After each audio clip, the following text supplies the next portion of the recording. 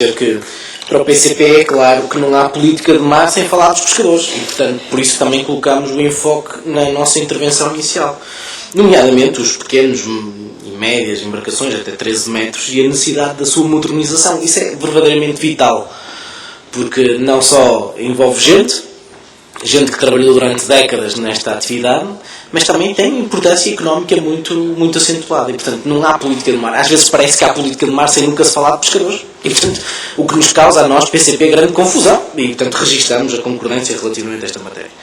E olhar para os pescadores com olhos de ver, não é? E olhar nomeadamente para a nossa frota, o que aconteceu no passado e assumir responsabilidades, quem tem que assumir responsabilidades e ver que medidas se tomam para o futuro. Nomeadamente da necessidade da modernização, alargamento, eu sei que é discutível o alargamento ou não da frota, isso em certos setores de determinadas artes é discutível se é possível ou não o alargamento tendo em conta aquilo que são os recursos naturais, mas esta discussão da modernização e alargamento tem que ser feita e a valorização dos pescadores também. Nós não temos, respondendo a uma outra pergunta, mesmo que não dirigida ao PCP, nós não temos nenhum problema com as outras atividades que se desenvolvem no mar. O problema é que esta perspectiva da concessão por 50 anos, sem que o legislador, como habitualmente se diz, mas sem que os partidos que aprovaram a legislação tenham assegurado mecanismos de reversão da concessão, em caso de incumprimento, em casos em que se coloquem o interesse nacional acima dos interesses dos privados, a não existência de um mecanismo de reversão e entregar pura e simplesmente por 50 anos uma parte do território nacional é, na nossa perspectiva, inaceitável. E, portanto, a nossa observação vai um bocado de encontro com isto, sendo que todas as outras atividades que se desenvolvem no mar têm que ter em conta aquilo também que é o legado histórico que os pescadores têm no nosso país. Sobre a degradação dos portos e o assoreamento, dizer que muito falta fazer no nosso país e, curiosamente, relativamente aos portos, eu sou eleito pelo Distrito do Porto, nomeadamente nos portos da Póvoa de Varzim, Vila de Conde, perguntámos ao Ministério do Ambiente se havia, porque o assoreamento é crónico e, portanto, o investimento tem que ser também crónico. Mas também perguntámos se havia algum tipo de estudo relativamente à intervenção que seja possível se fazer para minorar o efeito do assoreamento. E surpreendentemente, ou talvez não há. E, portanto, não há. A resposta que nos foi dada é que não há.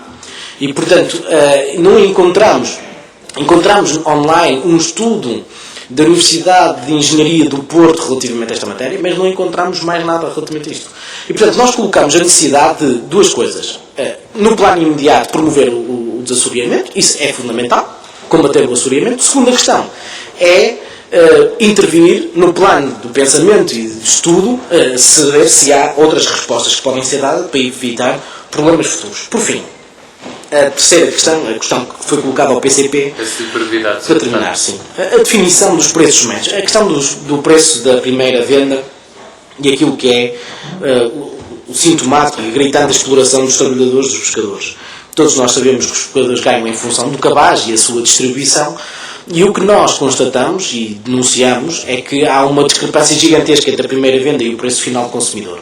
Há um projeto de resolução aprovado pela Assembleia da República por unanimidade, que recomenda um estudo sobre a cadeia de valor do pescado, fixando margens médias de lucro de modo a combater a discrepância entre o preço da primeira venda e o preço final ao consumidor.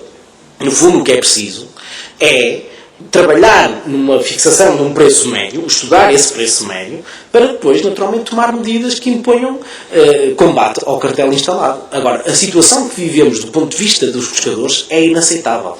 Há pescadores a venderem um cabaz de sardinha, pescada, etc., a valores verdadeiramente insultuosos para o trabalho, que seja quem for. E, portanto, esta situação é inaceitável.